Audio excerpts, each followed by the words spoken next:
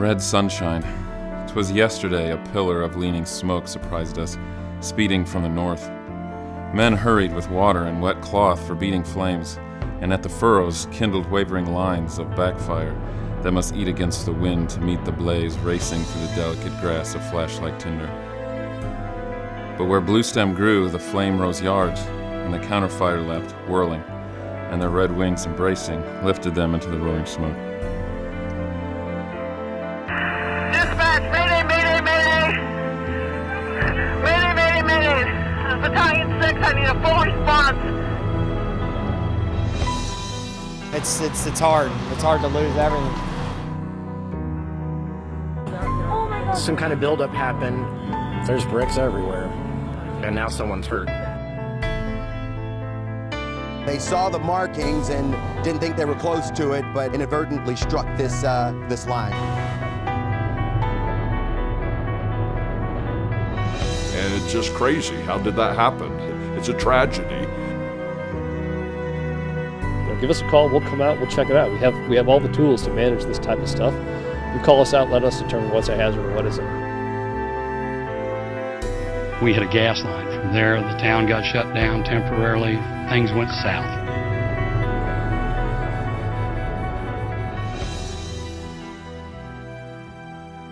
Every time I see another buried utility damage, the gravity and scale of what we're working to accomplish at Digging Dangerous Videos hits home again. There are many challenges standing in the way of zero damages, but we will continue to encourage our industry to reach for that goal. Through mistakes made, my hope is that we can all learn and work together towards a better, safer future.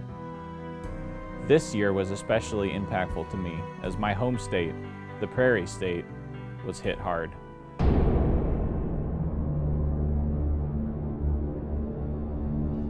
"17 years ago, a home in Romeoville, Illinois exploded.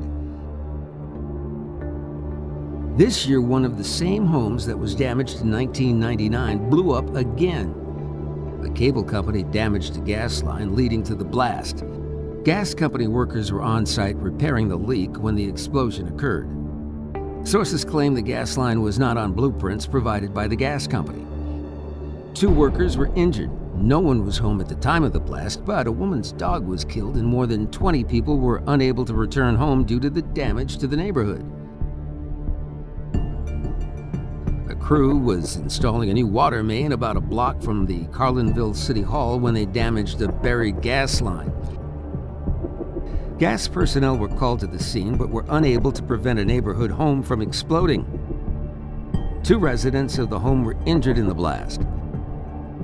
In the home next door, a mother and her 3 children were home. A lot of glass. The whole window flew glass at me. And all of a sudden there was an explosion or noise. The house went up in the air. It was burning.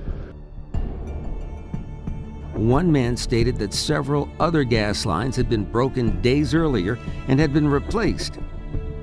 Just glad it wasn't me. And the heavy machinery they were running was sitting right there when it blew.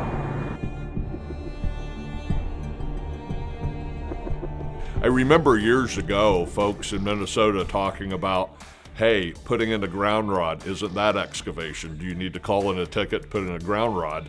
And as silly as that sounds, you could really apply it to this incident. Can you imagine a locator sticking a grounding device through a gas line when he's locating to protect against excavator damage? I mean, how unusual is that?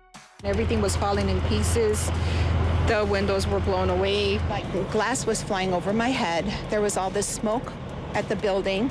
What's more unusual, the same house blowing up 17 years apart, natural gas explosion, or a locator sticking a grounding device through a plastic gas line?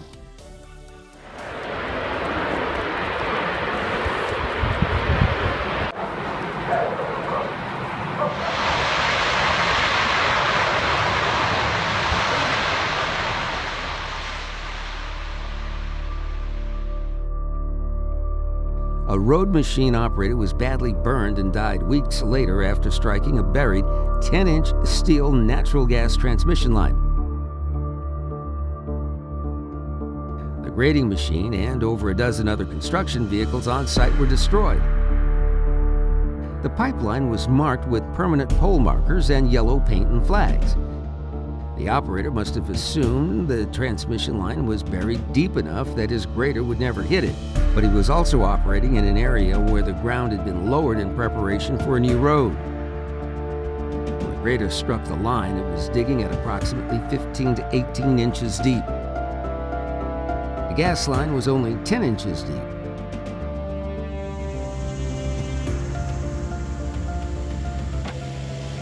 We're coming out of the recession here in the upper Midwest, and there is a little more activity, so that creates a lot of excavation. The likelihood of damage is certainly higher. From Florida to Philadelphia to Alaska, crews contend with damaged water mains. This damage was caused by a boring crew who hit a 50-year-old water main. The amount of water flowing in this line is about 2 million gallons a day coming through this area. The repair process proved to be complex, and the estimate for a complete fix was 4 to 8 weeks. A well driller struck water, a lot of water, drilling into a 30-inch water main in a golf course near a pumping station. The geyser attracted a passerby who recorded the unexpected water hazard. The TV crew is out there filming behind that tree, and that rig right there has got a gusher going. Check that out. The contractor did not request a utility locate for this site according to water company records. In a mobile home park, a water main break was creating more trouble than just an additional course obstacle. 2 weeks before this, their power was cut for 3 days due to crews cutting a gas line. Neighbors were left wondering if a better road was worth the trouble. Cutting into fiber cables don't typically endanger excavation crews, but can be very costly. This ski resort lost communication services when a fiber line was cut by contractors. It's a huge MLK weekend coming, and the phones are out, but they say they're going to be back sometime this afternoon, which should be good. In other incidents, some businesses had to close their doors for the day, and 911 services were also affected. He cut some circuits that go into the Wintergreen 911 center. A boy at this school was injured during the outage, and while handled well, the inability to call 911 meant help had to be sought through other methods. 2 men found staggering in the road, still smoking, had their clothes burned off to their underwear and suffered significant injuries after striking a buried power cable. They were working on the road when nearby witnesses heard a loud bang and power went out.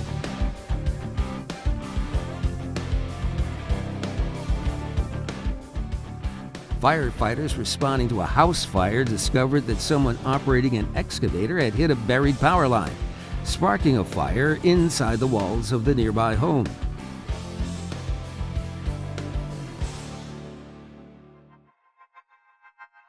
An eerie set of explosions caused by an underground power cable fault blew manhole covers out of the street, damaging a hotel and several vehicles late on a Sunday evening.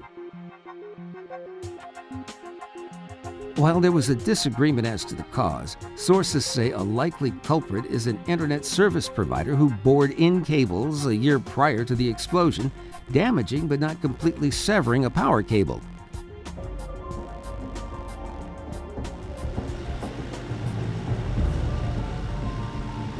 Me and Dustin there, we've been on a big drill and, right next to the substation, hit a big power. If we didn't probably have our ground staked down, and had some kind of sense, we might have not got home. When I hit that big one in a substation, that was the reason they bled off on the other ones. He had it marked going out to the road, and it actually was coming across the field on us. We didn't have no clue. He didn't have no clue. And it was a big one. That ground stake on them things, that's what they're designed for, and it finally went off. He got into the neutral. It kind of smoked out the bore hole. You get that smoke, because you hit it. 12 o'clock. 12. The substation actually started doing some, shaking and stuff like that. We knew we got into it. And then you're a waiting game. Then you sit on there, until a lineman from their company shows up. And, it's just as dangerous for the operator as it is for the locator, because I was standing right over top of it.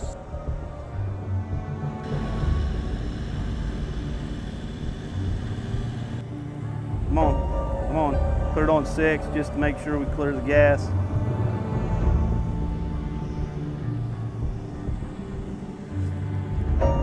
Come on.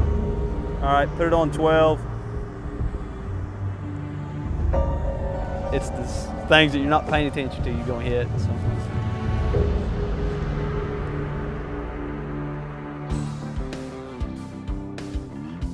A water company backhoe operator working to install a new fire service line instead broke a gas line, causing a fire. He was fortunate to escape, but his backhoe and the nearby fence and tree were not so lucky. Phone call from my wife saying the house is on fire. Didn't even believe her. I said, "What? Are you serious?" Plumbers trenching near an apartment building struck a buried 2-inch gas line, catching a pine tree on fire, which then caught the building on fire. 5 units were damaged. The gas line was marked, and the plumbing company contends that the marks were 4 feet off of the actual line location. Just got a brand new TV yesterday, and it's like everything you own. It's hard. A mail delivery truck overturned and took out a streetlight signal, closing the road early one Sunday morning. A contractor responding to the emergency was working to repair the streetlight when he struck a buried gas main. According to the fire chief responding to the scene, the contractor called for an emergency locate but didn't wait for the lines to be marked before beginning his excavation. Gas leaked for 5 hours before the gas company was able to shut down the main. Sometimes the consequences can almost be a comedy of errors. How in the world did that happen? And you wonder how it played out that way, but it did. But sometimes there's grave consequences, and we still can't figure out how it happened. The pipeline incident in Alabama this year. The pipeline had ruptured. To get the pipeline back in service, get the gasoline moving again, they built a bypass. And they fixed the pipe, and in the process of taking down that bypass and restoring the pipe back to its original state, an excavator hit the pipeline, and it was a fatality. And it's just crazy. How did that happen? It's a tragedy. Our attention to what we already know sometimes wanes. Just because you're very good at what you do and you've been safe through all these years of doing it, you just never know what could happen if you take your eye off the ball even for a second. Mayday, mayday. We have one firefighter down across the street. Stay right there, bring your stretcher up. We have a firefighter down right here at the intersection. Smoke hung in the air for days after a gas-fueled blast leveled 2 buildings and injured 8. Crews were digging at the site of a new $15 million building project when they struck the gas line. We're going to need this whole area shut down as much as we can. We have some truck 3. We need another medic at our location. We need another medic. Truck 4 copy. Command from truck 4. Do we have an estimate of how many firefighters we have down right now? One firefighter was thrown 20 feet and broke both his legs.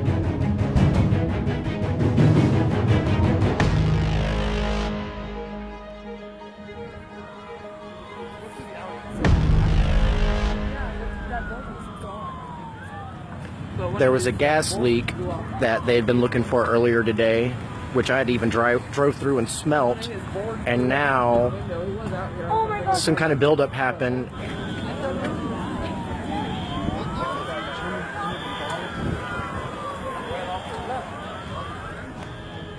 A 38-year-old utility worker was killed and 11 other people were injured in the blast, which damaged 50 downtown buildings. While information is still scarce, we believe there was a telecom subcontractor boring in cables when the gas line was damaged. It's possible that it was not the first gas line this subcontractor had struck in the area. Whatever the case, we do know that gas company workers were on site repairing a leak when the explosion happened, and it was one of those workers who passed away. I'd say this was pretty serious. There's where the building used to be, and it's gone completely.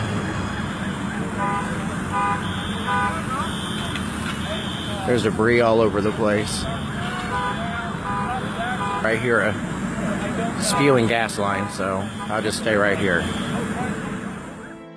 You can't sacrifice speed of installation for safety.